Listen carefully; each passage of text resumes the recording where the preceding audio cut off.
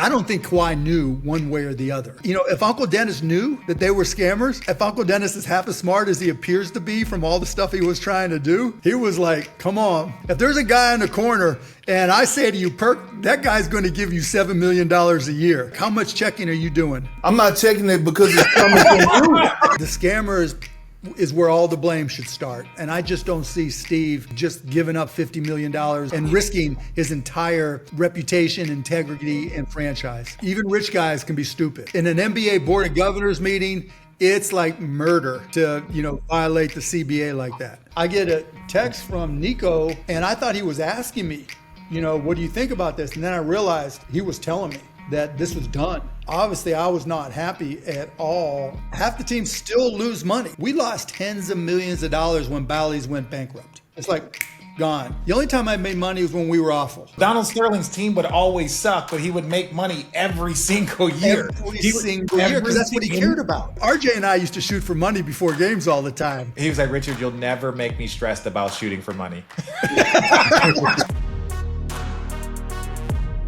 Hello. Welcome to this edition of Road Trippin. Richard Jefferson, Channing Frye, Kendrick Perkins. I'm Allie Clifton. Per usual, before we dive into a fun episode, though, as you guys all know, we encourage you to hit that subscribe button on YouTube. Tell a friend to tell a friend, as Perk likes to say.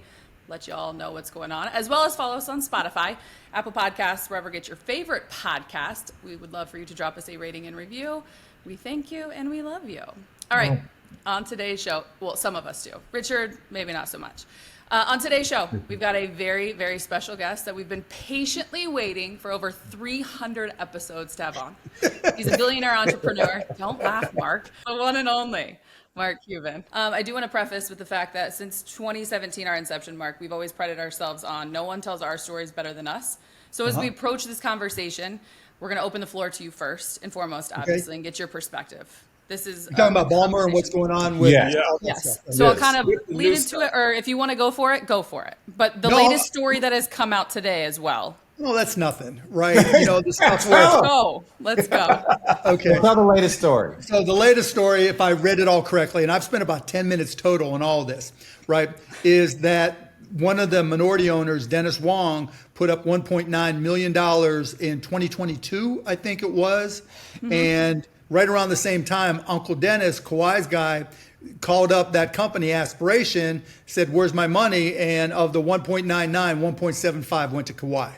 But that was in 2022, right? And the whole thing about this, every single thing that's happened in that story, I've been through dozens of times. I've been scammed. I've made investments based off of trust.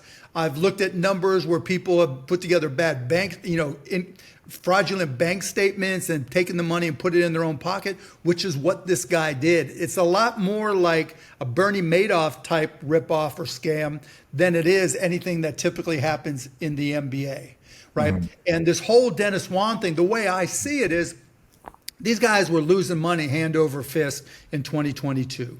And so, lots of times I'll get emails or calls from people and they're saying, look, Mark, I'm getting ready to raise a lot of money, but I need a bridge loan of some sort, or a bridge investment to carry me over till this new money comes in. And to me, that's what happened with this Dennis Wong thing, because his daughter worked there. And so, okay, Richard, let's just say it's you, me, and Channing, we're negotiating a deal, and I'm the crook, right? And Richard, you're Dennis Wong, and Channing, you're Steve Ballmer. Yeah. I go to Channing and I say, look, invest $50 million. We're this great company, da-da-da-da-da. We've got Oaktree, this big investment firm who's already invested hundreds of millions of dollars. Our business is killing it. Let me show you all of our business statements and show you our revenues are great, right? And then all of a sudden our business isn't so good. We're laying people off. I'm like, Channing, Steve Ballmer, we're getting more money coming in. What I'm not telling you, because I'm a scam artist, is that I'm basically just typing out bank statements. I'm inventing revenue that doesn't exist. There's all kinds of stuff that's all fraudulent, because that's what scammers do. They scam, right? And Uncle Dennis is in the middle of it going, I don't care, just pay me. He's like, I'm not going to get in trouble. Is there a probability? I don't care. There's nothing. He doesn't even care about that, right? Because look, we've had somebody, we do a sponsorship deal. let me introduce you to Luka's management team. Great. Let me introduce you to AD's management team. Great. Let me introduce you to Dirk's management team. Great. That happens all the time. Yeah. As long as I don't get involved in the middle of it, it's nothing, right? But when that company is a scam company, like remember the balance bracelets that came out where Yes. those guys got their name on the Sacramento arena. I And forgot about that. Didn't pay a penny of it, right?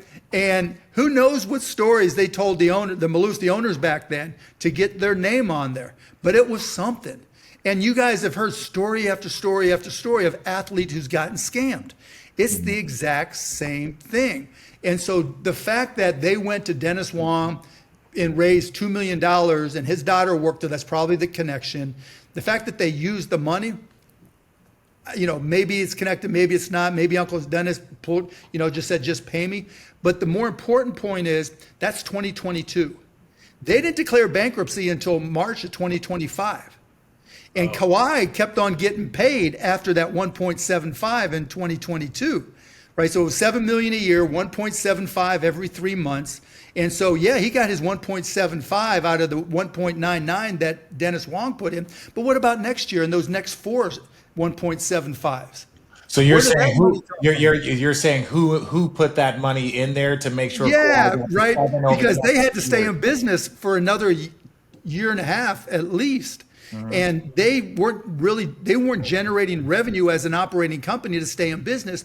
And when you read the article that Bloomberg wrote in March, it's obvious what they did, right? Bloomberg saying the guy fired a CEO, the main scammer guy who admitted to going to jail, brought in another guy that he paid $12.5 million who basically just typed up bank statements and told the bank that if the first guy, this Bamberg guy, I think it was, he'll guarantee Bamberg's loans for $150 million that Bamberg just put in his pocket. The guy who admitted going to jail, first guy, the main guy that ripped off Ballmer and Dennis Wong, put $150 million in his pocket. And he paid this other guy who also admitted to wrongdoing. The second guy, I forget the guy's name. He said, I'm going to give you $12.5 million for you to make up bank statements and lie and say that you have $65 million in the bank. And for say that, you'll pay my loan back if I don't. So it was like the double scam. It was straight out of whatever, it was straight out of the wire. But Mark, here's my question to you, right? We're talking about Kawhi Leonard, an asset, right? And when you're bringing up these scammers, like, how do you not, as Uncle Dennis, make sure that you do your due diligence because your job is to protect the asset. The asset is Kawhi Leonard. Perk, I'm just telling you, if there's a guy in the corner and I say to you, Perk, that guy's going to give you $7 million a year. And he shows up with the first check. How much checking are you doing? I'm not checking it because it's coming from you. I'm not checking it, but now you're Uncle Dennis. Now you're Uncle Dennis. And I don't really know the guy at all. I just know about the whole Toronto thing and everything, right? And him asking all the teams for stuff. Uncle Dennis is like, right. Just give me the money. Yeah, but it's like, okay. He doesn't care. That's spendable. James, how often does that happen? That like you have these conversations and an agent may say, hey, do you have a contract or a contact that like we could get a helicopter from Dallas to San Antonio or we live in Austin? Yeah, it happens. It happens, right? But, it's not something that is so outrageous, right? It's like, I'm not giving somebody a plane. It's like, are you going, like, we're all going to the All-Star game. Can we come with you, right? Yeah. The normal stuff, right? There was nothing like outrageous or anything like that. Like there's people who have asked who didn't know, right? Particularly family members. Hey, can we get this? Can we get that? All the time. And you just got to say, if it's dinner, great. Here's a credit card. Take, like when Richard played with the Mavs. Here's a credit card. Go get some dinner, right? Whatever you want. That's cool, right? Should have played for y'all. What about a player or a member, like a superstar player like this, asking for, because I'm seeing this a lot with this, asking for something that doesn't want to do anything? Okay, so I don't think Kawhi knew one way or the other, first of all. Right? because all the contracts that players sign for appearances, how many times have teams come to you guys and said, we want you to go do this, this, and this, and you said, hell no, I'm not going to do that. Yeah. That's a 45-minute drive, and I'm supposed to be getting my nails done that day, right? You're not obligated to have to do it. You just have to have X number of appearances. Now with Kawhi, he wasn't obligated, but it doesn't mean he couldn't have said yes. Yes. Right. It doesn't mean, and like if you're them and you just want, if you're a scammer and you want that relationship with Uncle Dennis and through Uncle Dennis Kawhi, and you just want to be able to say, we have Kawhi under contract for whatever reason. I don't know what that reason is, but he obviously had his reasons for just wanting to have Kawhi. And, you know, the way I explained it to Pablo, and I'm guessing, is like if you just spent $300 million, if whatever was it, $300 million for a sponsorship over 23 years, your sponsorship is worth less if the Clippers suck. Yeah. Yeah. Right. And so if it means doing this contract to give him a reason to stay, and I'm a scam artist and I want this to look good, even if it's just me being able to send an email to Uncle Dennis and just saying, you know, have Kawhi sign this ball for me, you know, or for this month, whatever. You know how that stuff goes. Yeah. It's just, it's not nearly as bad as they made it seem. I don't think. All this, like everything that they've mentioned as being, well, why didn't they do due diligence? Why didn't they understand this? Why? I've had all that shit happen to me a dozen times. And over the course of enough years, you know, and looking at enough investments, talking to enough players and families and agents and managers, and, you know, where's Mitch, his agent? You know, Mitch would have been in the middle of all of this if it was a normal situation. Right. And the only reason you don't use your agent, as you guys know, is somebody's trying to pull a quick one somewhere, you know? And like you guys have marketing people at your agency. Like even now you have your agent and you have people who do marketing and get speaking arrangements for you, right?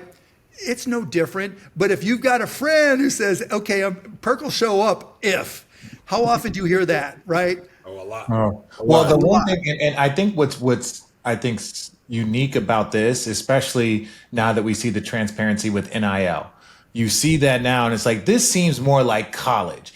If you come here, I will give you this. It's very great analogy. Great analogy. There's a million parents and uncles. We've heard uncles. We just don't hear it often in professional sports. But when Kawhi is a free agent and he wins a championship, that's when those people can come out. The uncles come out and say, well, look, there's Toronto here, just won the finals MVP. Clippers are looking to make a splash. I think at the time the Lakers had interest. The Lakers had interest also, right? Because I feel like they might have had. I'm just saying. Any cap room. Yeah, there was hardly any cap room out there then. But the NIL analogy is right on, right? Like my son had an AAU game last night, and he had 7 players on his side and 2 parents and 2 coaches, and the other side was the number 1 ranked team for 17 and under.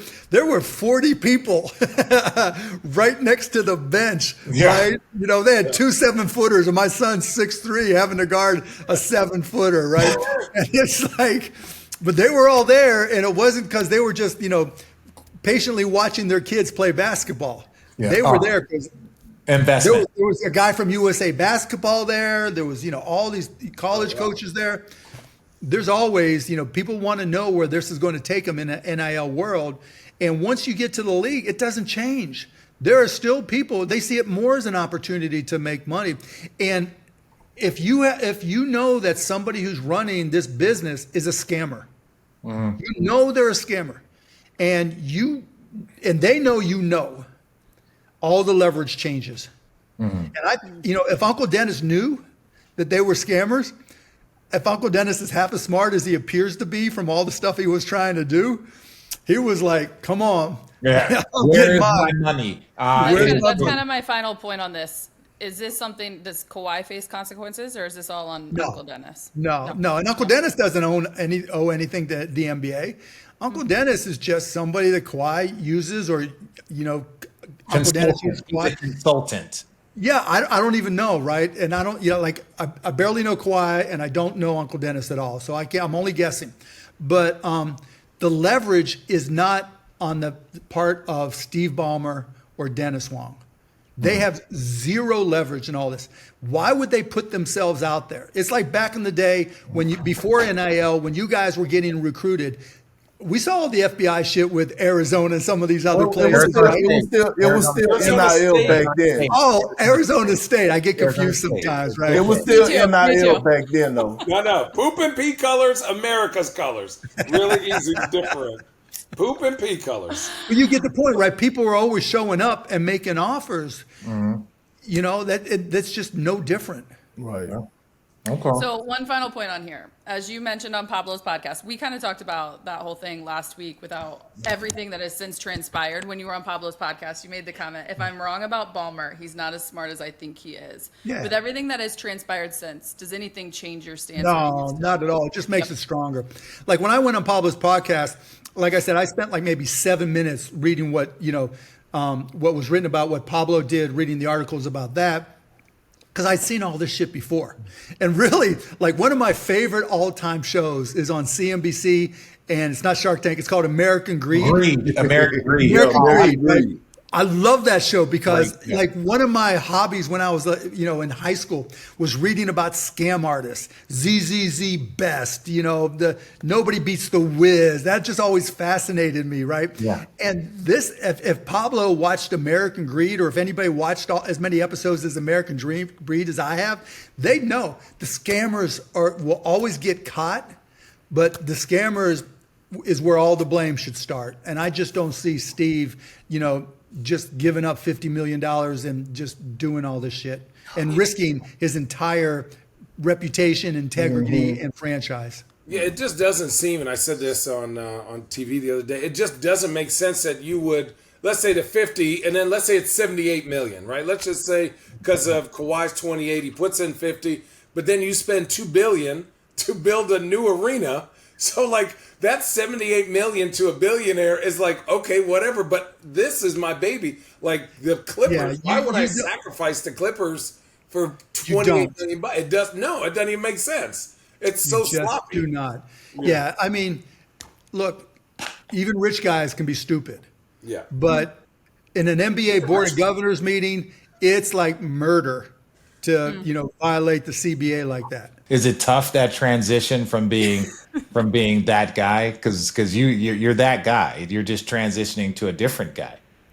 Yeah, it's tough not being that guy when you thought you were going to be the guy and you had an agreement to be the guy, but the guy you thought you were going to be is not the guy who you are. So whenever people want to talk about who is the guy, people don't really know exactly what the guy does. And I'm not really the one to explain what the guy does anymore. So I'm not the guy that can explain the guy who or is the guy that was the guy, but I was the guy so I can understand the guy. So I'm here to discuss, but I don't want to discuss the guy because I don't really know the guy.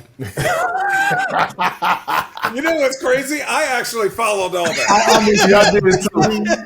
Word of what you said. There was not a lot of words, variations, but we stood right with you. It's a one-lane highway. And Channing, I'm not surprised that you were the one to follow. You know that That's meme where the all the ADD numbers and locked in calculations? quick. Yeah. Yes. Well, there's so many things. There's so many topics. There's so many owners and so many like NBA conversations. And, you commented on one. There's one story that I want to tell before, and I know you've probably communicated before. Matt Ishbia joins the league, wants to make a big splash. That reminds me of somebody else when they first bought the Dallas Mavericks. They wanted to make a big splash. They did this. Then all of a sudden, the money's being spent, the stuff is going, and then the minority owner, now that you understand that position, the minority owner is like, wait a second, what's going on with all this money? I feel like you also had an issue with the minority owner. Yeah. And then you told us what you took in as evidence that everything that you spent was worth it, if you want to kind of share that story. Yeah, we had a minority owner that didn't agree with me just trying to win at the expense of everything else. And then the lawsuit came like right after we won. And you see that guy over my shoulder? Yeah, that trophy. Yeah. The trophy? Yeah, we just walked in with it and sent it into the judge. And that was it. That's the Ultimate story, flex. Rich, you were mentioning, but you were Yeah. like, Yeah. when Mark comes on, he's going to explain further. Yeah. So when we talked about Mash Ishbia and then you talked about the minority owners and that, I was like, I've heard a story of something like Yeah, this. and I've actually talked to Matt about that stuff, man. Yeah, about when he first came in, we met at the All-Star game and just started chit-chatting about it all and what it's like coming from running a business, coming into the NBA and thinking, I'm successful. The things I did at my company are going to work. It worked for me then. It's going to work for me here. And there's just a bunch of people who don't know, right? The other owners. And, when I came in, it was a lot easier because there were a lot of old guys that inherited their franchises. It was just a different world. Matt came in, guns blazing, and, it didn't work. But, in our conversation, I was like, I respect the effort, respect the goal, but I'm just telling you, it's a zero-sum game. When you go all in like that, either it really works or you're upset for a long time. So here's some random questions. I know obviously the Mavericks are your baby, were your baby, and you want a chip, but is there anything in your brain to go, maybe I go try to buy another team? Would you ever want to look around and try to restart somewhere else? Yeah, the competitive part of me says absolutely, right? It's just like, okay, that this is the way it turned out. But I don't think there's going to be expansion the way everybody expected. And I think, who knows if franchises come up. And actually, the funny thing is, the guy who's buying Portland, Tom Dundon, is a really good friend of mine. I mean, we hooped together for the last 25 years. I mean, we would play pickup all the time. Lefty can shoot, goes to his left all the time, physical, about 6'1", a little bit of hops, right? I mean, we played, he's a hooper, and he's going to really be into it. He's not as outgoing as I am, and he runs the NHL team that kind of way. But, yeah, so, we had a real brief conversation, but I'm like, unless I can be majority owner, I'm not going to do it. And then it was like, okay, well, what if there's an expansion franchise? And what people don't realize is that when you expand, it's not just about the money coming in. There's two elements. One, like now there's 30 teams. Like when Charlotte came in 2003, I voted against it. And Jerry Colangelo and a bunch of the other owners couldn't understand. It was like $300 million franchise fee, right? Basically a little bit more than $10 million for the other 29 teams. Why are you saying no? And I'm like, Jerry, it's just a loan, right? They're giving us each, a little bit more than 10 million, but they're taking back that money as a percentage of the TV money. So now they get 1/30th, which is 3%, 3.3%. And so it's just a 30-year loan, just like a mortgage effectively. And when you do it, even if it's a $6 billion amount, whatever the 131st percentage is or 132nd percentage is for those two teams, it's just a loan. Right. But to make matters worse, back then, like the salary cap would go down a lot of years. It'd be flat, up a little bit, go down. Right. You guys were playing, right? It wasn't up all the time. It was especially not like now where it's like 10% every year. And so, it was going up, it was going down a little bit. But now because it's going straight up, like if you bring in two more teams, the formula for figuring out the cap and the aprons every year, you basically take basketball related income divided by 32 instead of 30. Well, you're not bringing in much revenue from the new teams, right? It's ticket sales and local TV revenues next to nothing anymore, which means the cap is going to go down if you add two teams. So now all the current players are looking at, because that expansion has to get approved by the Players Association. So now the Players Association looks at it and says, why would we do this? More jobs, but less cap for the best players. And already with the second apron, it's a whole new calculation on who gets what. And so the Players Association, if the league brings it to them, which I don't think they will, has a chance to like renegotiate some things in the CBA. So I don't think that happens at all. That's 200 million. You divide 6 billion by 30, it's 200 million for every single owner. And so how much less will they get from the TV deal and national revenues, right? Yeah. So if it goes from 200 million, just using easy numbers, to 190 million, right? That's 20 years to pay it back. It's just not worth it. I was actually going to say, Perk, unless you had something, this kind of led into the comment that you made on our post, Mark, earlier, just saying facts when the guys were talking about NBA owners selling teams. Yep. From the standpoint of you on the DLL's podcast predicted that the Players Union will opt out of the CBA after the 28-29 because the second apron makes building nearly impossible. Makes I it kind of tough, want all right. of your thoughts on that. Just would players actually blow the CBA up in 2029? I mean, I'm guessing. Obviously, I don't really know, but I think so because it makes building. First of all, there's two elements here. Here, my Mr. Two Elements today. One, transitioning from the old CBA to the new CBA.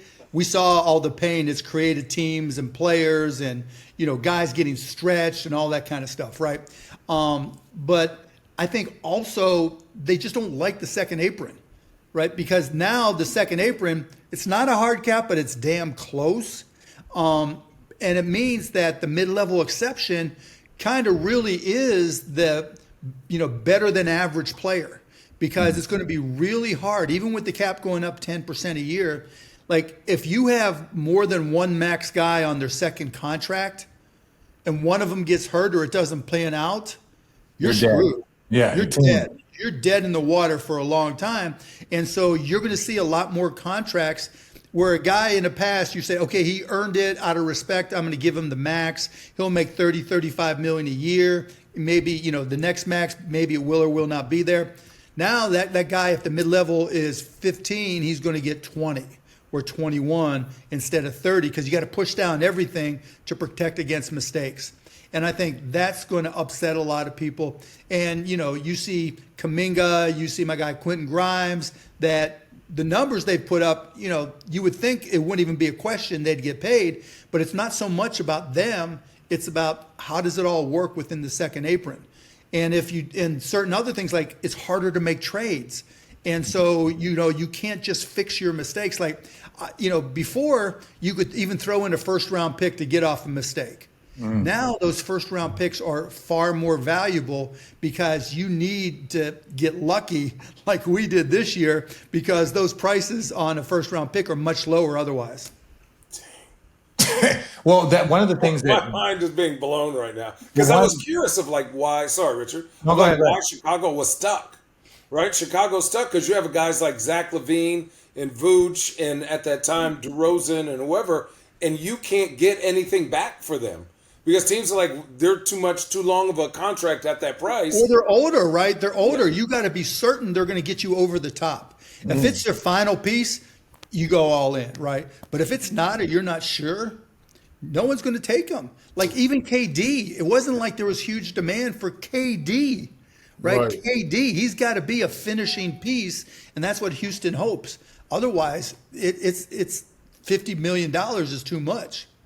One thing real quick, Perk. I was talking to a former GM and he said what's going to happen, and I want to just kind of get your thoughts of it, and I don't remember it exactly, but it was like you're going to start making every player a certain price. Right. So instead of we're going to pay you 125, we're going to play. No, the puzzle pieces have to fit together where we're going to pay you.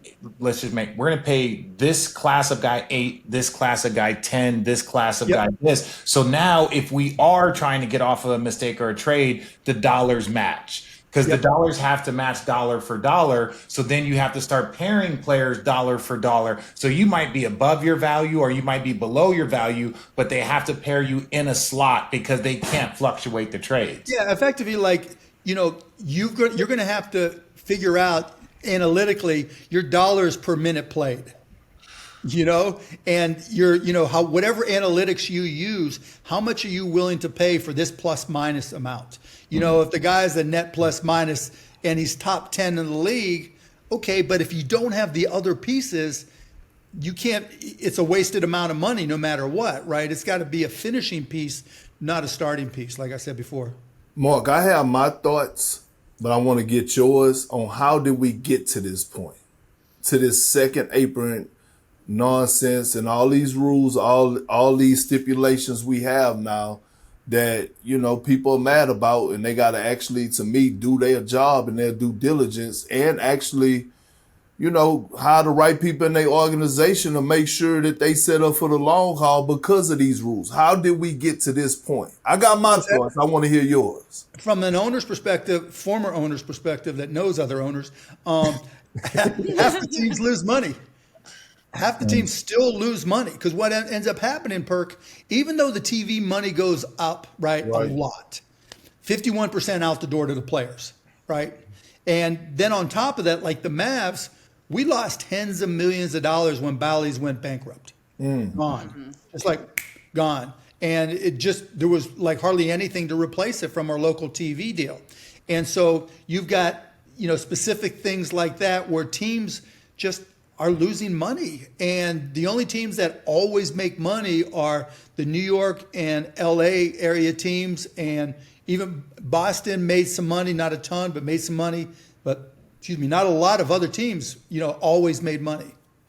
Well, but this is an investment, right? And I think that's one of the things that's kind of what I think is kind of ruining the NBA in some respects. Yeah, no, tell us. It's only about value. So there's like talking about more, like I got involved with this group, Harbinger Sports, where it's a private equity fund that only buys minority ownerships, right? Because now I'm an expert on minority ownerships in sports franchises. And there's not a lot of liquidity or marketplace for those ownerships.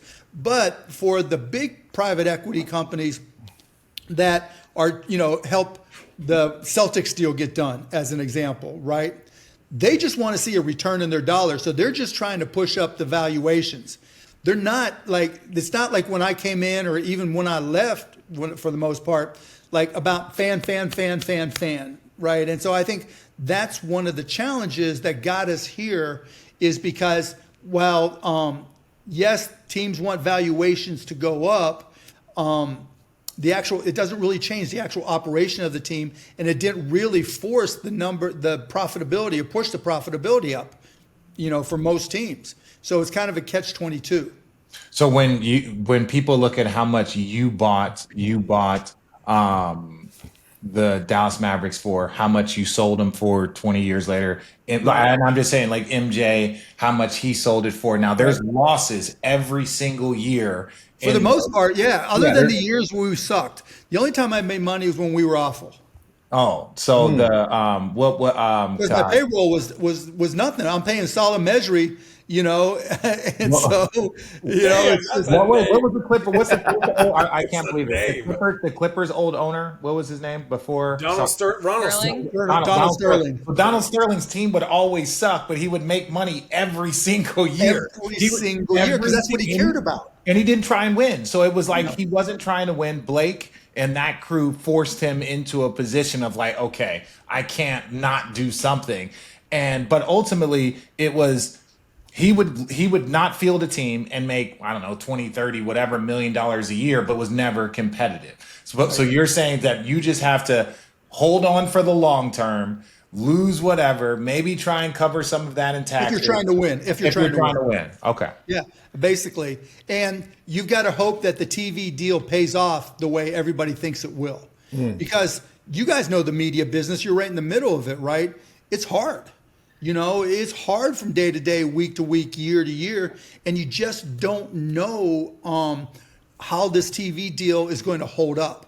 Like Peacock paid the NFL like $100 million for one playoff game and added 2 million something subscribers. And when they did that, that made everybody think, well, I'll try to do the same thing with the NBA. But now those bets from the streaming companies that are going to be broadcasting this year have got to pay off. Disney, ESPN, Peacock, Amazon, they've all got to be able to get a return on that dollar, because if they don't, then the whole thing could collapse. But I'm not saying it will. Don't get me wrong. But I'm just saying, as a business guy who tries to analyze the good news and the bad news, there's still risk associated with what's going on. I want to kind of transition out of this. I want to tell a story. Long time ago, I had the pleasure of playing on the Dallas Mavericks. It was a great time. It was a great time. And after the season, you guys called me, 12:01. Richard, we'd love to have you back. I'm excited. You're like, Richard, I'm at Shellback. I'm like, I'll meet you there. Me and Parsons. Me and Parsons is a friend. I'll meet you there. I get over there, walk down the street. You walk from your place. We're drinking, and you're like, "Yo, we got DeAndre, we got Wesley Matthews." I'm like, "I'm in. I'm coming back. All committed." Fast forward, that's when all of the chaos with DeAndre.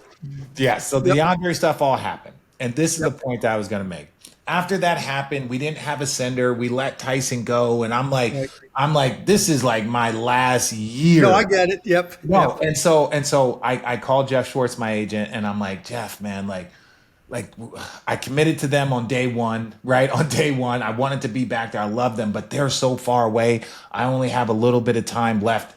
And he's like, well, let's calm down. I don't think right now is the best time to call Mark after they just lost DeAndre. I don't think it's the best time. So I think a week or two pass, and whatever. It's all chaos. So I call you, Mark, and I talk to my agent, and he's like, you should really call Mark and talk to him. I was like, hey, Mark, this is where I'm at right now. And you're like, Richard, we could feature you because Wesley's not going to be ready, and we can get. I was like, if I was 31, I'd want to be like featured. I'm 34. I'm 35. And this is the part that really triggered me. You were like, well, where are you thinking about going? And I was like, there's a team in the Eastern Conference. And I think if I would have said Lakers or San Antonio. Oh, yeah, I would have gone nuts. Yeah. But because I know you. And I was like, I think there's a team in the Eastern Conference I'm thinking about, possibly taking a minimum offer from Cleveland. And, like, Richard, I wish you best of luck. I appreciate you. And after that, you let me out of that in the most important moment of my career. And then I end up winning a championship the next year. So as far as I'm concerned, that was the most impactful moment. But I wanted to ask you, because we've never had, you didn't have to let me out. There was opportunities. You could have been so many different ways, or made me wait a little bit longer. So, well, just wait. There's so many things, but we talked, and you said okay. And from the humanizing space of an owner to a player, you don't see that very, very often. Where did that come from, and why did you allow me to kind of exit out at that point? I mean, it was the right thing to do. Period. End of story. Mm-hmm. You came under certain circumstances. Those circumstances weren't in effect anymore. And, I respected you. And so I just wanted to do right by you. And I always tried to do that with players. Mm-hmm. Well, I appreciate it more. That's not the best RJ story, right? Give it to us. Give it to us. The best RJ story. RJ and I used to shoot for money before games all the time. Oh, shit. Why would they leave that part out? I will get that check back somehow. I'm not going to say he didn't beat me, but he didn't beat me every time. But I was impressed. Mark, very, very, very consistently, because I would get to the arena early, he was always in the arena shooting right before the game. And after a while, I was like, hey, should we just shoot for some at this point in time? He was like, Richard, you'll never make me stressed about shooting for money. Hang on, what kind of shooting? $100 a shot, I'll never forget. Was it around the world? How many? No, just shooting threes. Yeah, just shooting threes. Don't let him fool you. He was there every day. I wouldn't say I was nervous about shooting with him, but I was like, he's had his reps and practice. But you're not a shooter. It's okay. The first time I did that was with Dirk. Get that money back somehow. First time I did it with Dirk, my first year, I was a lot younger, and I could shoot some, right? And I just went on a roll. We were going back and forth. I must have hit 18, 19 threes in a row. And Don Nelson was there going, you can't beat your old motherfucking owner's ass in threes. That got me at like 18 or 19. And so, those are the moments the moments I like the best owning the Mavs were, number one, on a game-winning shot, being able to run out in the court and get in the dog pile, right? Yeah. That's the best because no one's coming to arrest me.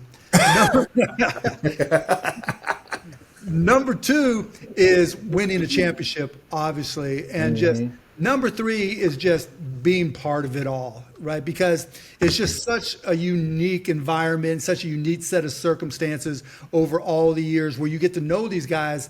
And, I literally grew up with, Dirk and Steve and Nash and RJ. And, I would run into different people. I would run into Channing, and it was just automatically, hey, what's going on? Da-da-da-da-da. And so just being part of all of it was really special.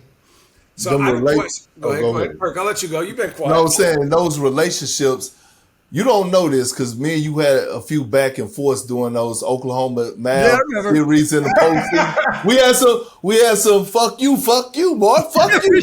That's a foul, like during the game, but it was heated.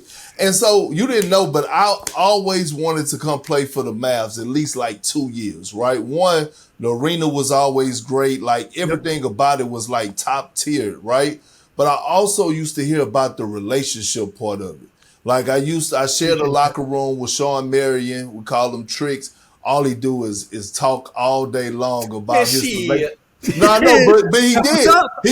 That's what's up. He talk about you and his relationship all the time. Yeah, other players that then played in with you at the organization with the Mavs, and I'm like, I done played in 4 different organizations. Now with Grossbeck and I, we text every now and then. But it never got to a point where like I could go to Wick or even went to dinner with Wick at times. Like you're one of the few owners that have opened the door for guys to like come and speak to you about stuff outside of basketball. Like we die for stuff like that on other teams, but we don't get the opportunity. Yeah, I appreciate that, Perk. Yeah, Trix and I are still good friends, and Jade, just go down the line. I like, even when I made mistakes like with Nashi, it was just like, look, I'm going to screw up time to time, but your basketball career might be 15 years if you're a superstar, right? But the rest of life is a long, long time. And that's the time that matters, and that's the time where I can help you, and there's no rules, and I can always be there for you, and that's what I've tried to do. I'm gonna tell you a funny story real quick about Trick. So we were on the plane one time and he was like, man, my house so big in Dallas, I don't even know if it's raining outside. So Mike Miller was like, damn, but you don't have no windows? Trick's always say the funniest things, man. On anyone. Oh my God. Listen, we were in Chicago. It was like the summertime, and he was out there and he had this huge belt buckle. Right? It's WWE belt buckle, yes. So, like, one thing I know about Tricks, like, even when I was playing in Phoenix and he wasn't there or whatever, but, like, he's always cool as shit everywhere. But one thing he will do, and Richard said it, he will flex on you. He'd be like, oh, yeah, when'd you get those shoes? I had those, like, last year. I remember he just came out yesterday. How'd you have them for a whole year? You're like, man, shit. Tricks is great. Like, we'd be sitting there, right? And he was like, damn, Cubes. If I was only 7'2", I would be the all-time.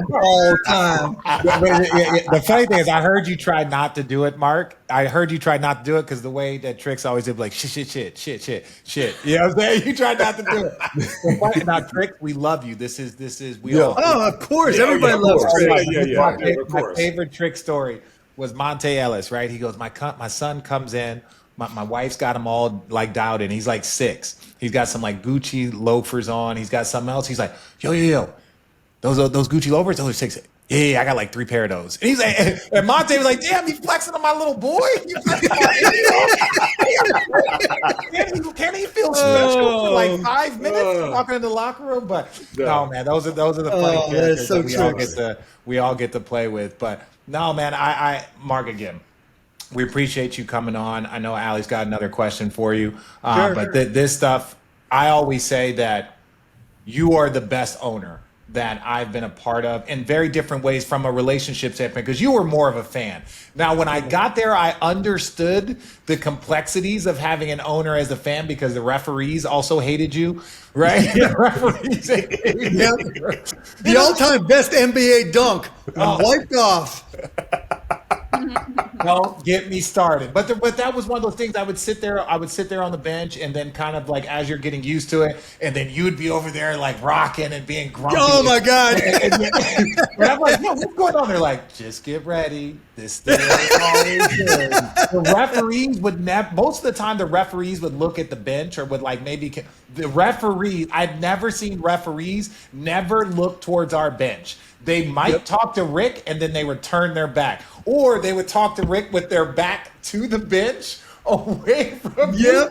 I'm like, I've never seen this. Like, Yeah, Mark has a unique relationships with the refs. Oh, I was it's like, I had great. no idea. No idea. No, the best part now, since I sold, they all come up to me like I'm their best friend. Right? They'll come up to me and talk, and I'll still yell at them and stuff. Yeah. They're like, "Yeah, Mark, you might have been right on that one. Hey, how's it going? Right? Yeah. Da da da da da." And Yeah, no, it's a new time. It's a new day.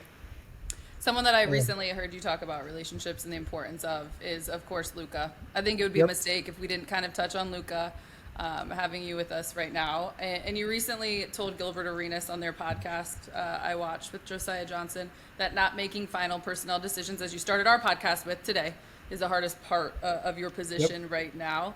I know you've talked about it a lot, but when that whole trade was going down, what was kind of that experience like for you from your perspective and the conversation? Well, I was at an event in Florida, and it was a Saturday night, I think, and maybe 11, 12 o'clock. I get a text from Nico, or maybe he called me, and I called him back. And I thought he was asking me, what do you think about this? And then I realized he was telling me that this was done. And obviously I was not happy at all. And then I called the owner, Patrick, and I'm like, what? And he gave me, basically what Nico told him. And I was like, this is going to be a mistake, huge mistake.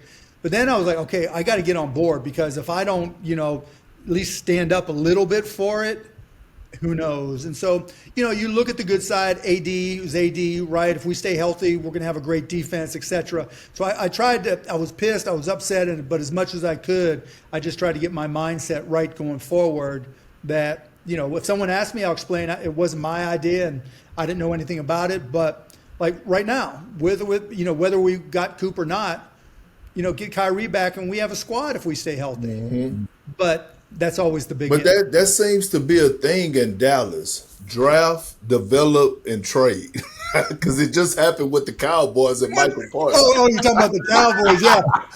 I don't know, maybe I'm the bad luck, because I had just done Micah Parsons' podcast like right before that. And so, who knows? So, Mark, let me ask you, you ever, are you going to ever own the NFL team? No, I can't afford it. That's just expensive. And plus, like I've been offered baseball teams and, NFL teams and hockey teams. But, I mean, I like baseball, but, going out there and taking BP before a game, okay, I can see that. But I still I'll go out there this afternoon and get shots up.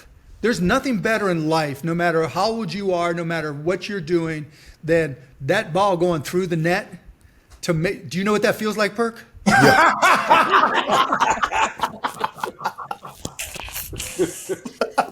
I know, it's how he referenced Perk. Channing and I, he's like, you guys have put it through the hoop a couple You didn't times. say nothing about defense. We're good. Yeah, right. No, but you know what I'm saying, though, right? Doesn't matter how old you are, doesn't matter where you are in life. If you go out on a court and that ball's going in, you're 18 years old and life is right. Everything feels good, and that's why basketball. That's why I do another team. That's why I'll still go to the gym 5 times a week, and maybe I can't. Some of the games are a little bit too fast for me at this age, but I'm still going to get out there and shoot and do something. My favorite part is you were like, I've been offered these teams, but it's just like, do I want to do BP? Do I want to hit a That's true. Do I want to throw around the pigskin? It's just like, honestly, if I'm going to buy a team, it's just because I want to shoot hoops. That's really. Yeah, I mean, you got to love the game. That's what people. That's the difference between me and some of the other. For other owners, it's business, right? That's why I think my guy Tom Dunn will do great in Portland. Yeah, you got to understand. You got to understand a locker room, right? You got to understand what a guy feels like. You know how when you watch a game, your body moves because you feel the stuff that's going on. Unless you feel that during a game, it's the wrong sport. That's the way I always looked at it. Okay. We just have a couple quick hitters for you, then we will let you go. Sure. But I do want to get everyone's take on this because it's recent. It just came down yesterday. And Rich, you put out on Twitter something that you're not happy about with. The NBA, per Shams, the NBA will implement a new change for the 25-26 season. Unsuccessful end-of-period heaves will now be recorded as a missed field goal attempt for the team, not the player. Sources tell ESPN those long heaves will no longer impact an individual player's percentage. Rich quote tweeted saying, "This is cowardly. We don't want it to count towards your percentage unless you make it. You want the positive without the potential for negative. Professional sports 2025. I mean, I like it because it drove me nuts that guys wouldn't shoot it. Drove me nuts, right? No, I get your point, Rich. Richard, I get your point, right? No balls, no babies, right? You got to be able to throw that thing up. I'm mad there was a pause before everyone got it. I knew I had to wait for that to sink in, right? Yeah, I was like, wait a minute. You said ball. It took me someplace else. And I was just like, true. Thank you. But you know how at the end of the game, particularly guys just getting into the league, like when there's a 24-second clock violation and they like toss the ball because they think it's going to them and they're going to get the turnover. This is my biggest thing about it. You have guys like Jamal Crawford, Peyton Pritchard, J.R. Smith, guys They'll take it every time. They'll take it every time. Luka, Jokic, Steph Curry, right? So this is a part of, do you want that opportunity? And now we're saying, oh, no, guys, it's okay. You can shoot it now. And people will reference Jokic and his percentages like, well, now his percentage is 39. Yeah, my son was telling me about that, yeah. What his percentage is. Yeah. Like, guys do, though. Players do. Agreed. But what I'm saying is we're making it easier and softer. See, but so the other side of that is you're talking about guys who already have gotten paid. The Jokic's and to a certain extent Jamal Crawford when he was there. The guy who was just like wanting to make the roster and is getting put in at the end of the quarter to close it out at the game or, third quarter, whatever, and isn't it for sure? He knows that there's a GM looking at his three-point shooting percentage. Eddie That's House. the conversation they're having. And Eddie House used to do it for us. When he was coming in, he was in his contract year, and we knew that Eddie House was not taking those shots. Way, yep. He would dribble. Doc Rivers was pissed the fuck off, but E. House wasn't taking it. He didn't want to mess up his three-point percentage. He would not take it, Richard. And particularly if you don't shoot a lot, like if you don't shoot a lot and they're putting you in at the end of the first quarter, right? Close out the quarter, and that happens 3 or 4 times, and you only have taken 50 the whole season, that's a huge difference in your percentage. Oh, okay. All of these things are accurate. And you're right. I think the biggest point, because people want to point to Jokic, is the younger guys trying to make it. And yeah, those are fringe things. I'm not disputing any of that. Yeah, but who's playing the end of the second quarter, the end of the game, right, or in blowouts? Well, and all okay, that. fair, Mark. I guess I'm looking at it from a more hyper-competitive standpoint. When I see people doing it at the end of the season, when I see people doing it in close games that aren't G League players going into halftime to finish a quarter, you're trying to end the third quarter. You're not having the fringe guys. When we talk about guys not shooting it in the postseason. No, you're right. No, I used to hate it. I used to get so pissed off, right? I hate it. It does. Those guys now at least will take the shot, and that's better for the fans. That's better for the game. That's better for everything, right? So those guys that don't have aren't going to take that shot, at least now it's they have no excuse. Okay, so should technical free throws count against your percentage also? Yeah, because there's nobody guarding. But I got this one for you. Okay, I'm going to create controversy right here and right now with the referee thing. Yeah. Watch Anthony Edwards when he takes a free throw shot. Watch when he shoots his free throws. Every single time he steps over the line. Every time. And if you remember back in the day, I used to send in tapes on Shaq. Right? Anthony Mason. Remember Anthony Mason with Yes, yeah, and that guys would step, And so, we sent in the Shaq, and they started calling it, and he had to fix his free throws. Anthony Edwards, we had a game against them where they were up like 93-92 with a few seconds left. He goes 2 feet, he steps over the line, and then the ball crosses, goes in the basket. I'm like, this is the easiest call for a referee. Just watch to see if he steps over the line, and they refuse to call it. Tell the league, refuse to call it. So I'm going right here. Sorry, Ant, you're great. I love your game. You're a great player, right? But every single time, stay behind the line. Oh, we're going to clip that. But it was like the Giannis with taking 12 Yeah, with the 10 seconds, right? Yeah. And he changed. Yeah. He changed. Okay. I'm not a fan of it. I can take 27 seconds. We time it. To quote Mark, no balls, no babies. We should make it softer. When guys are in the playoffs. Let me tell you the story. Let me tell you the story on No Balls, No Babies real quick, right? So first time I ever went to Vegas was with my friend Scott, and we had like $40, And we went there, and I'm playing blackjack for the very first time and playing at a $5 table. So I put up my $5, 2 eights. What do? You split them, right? Right. And then I get a 3 and a 3. Double down. What do? Right? Double down, right? But anyways, I had a couple of those hands, and it got to the last one. I'm like, this is my last money. Like, do I do it? And he goes, no balls, no babies. I'm like, Did you hit? Did you hit? I didn't hit them all, but yeah, I came out ahead. So I'm like, from that time on, no balls, no babies. Let's go. Let's go. That's amazing. All right, we're going to end with a couple quick hitters for you. Which NBA players would crush it on Shark Tank? I think Giannis, of all people. Giannis is really into the business side. Yeah, for sure. Like, he and a friend of mine opened up a restaurant in Milwaukee. Giannis, when he got into the league, sent me an email asking me business questions, and I forwarded on to Lasry, the Bucks owner at the time. But yeah, he's asked me a bunch of questions, and like when I'd see him at a game, he'd be like, "Shark Tank, love that show, love that show, love that show." So I'm going with Giannis. Okay. I believe this was on the Gilbert Arenas podcast as well. You said you hope the Lakers go 0-82 this year. You were absolutely a little bit. Yes. Every year. Every year. Are you rooting against Luka's success out of spite? No, I want Slovenia to win, right? I was, until yesterday, the refs sucked yesterday, right? I wanted Slovenia to win. But no, it's not out of spite. Luka could go play for somebody else, and someone asked me what I thought about the Lakers. I want him to go 0-82. Every year. Dirk's jersey is retired, obviously in the Hall of Fame. Where does he rank amongst the most loyal superstars ever? Number 1. Yeah, it's not even close. Period. Yeah. I love that. All right, last one for you. You were tweeting during NBA games before it was even cool, before games. Yeah. Do you think social media has been good or bad for the NBA? That's a great question. I think as a whole, it's been bad for society, which, makes it bad for the NBA at some level. But generally, it's been good. Early social media was amazing for the NBA. When it was just about, fans getting to know players and players being able to communicate with fans, and it was cordial and fun, and there wasn't much hate at all. That was the exception, not the rule. Now it's the exact opposite. I lost my parlay because of you MF, and you this and you that, and guys have to be afraid to even post anything other than a highlight, and even then. And so I think we've reached a point of diminishing returns where it's less valuable. Now that said, the NBA gets more video views than most other sports combined, major sports combined.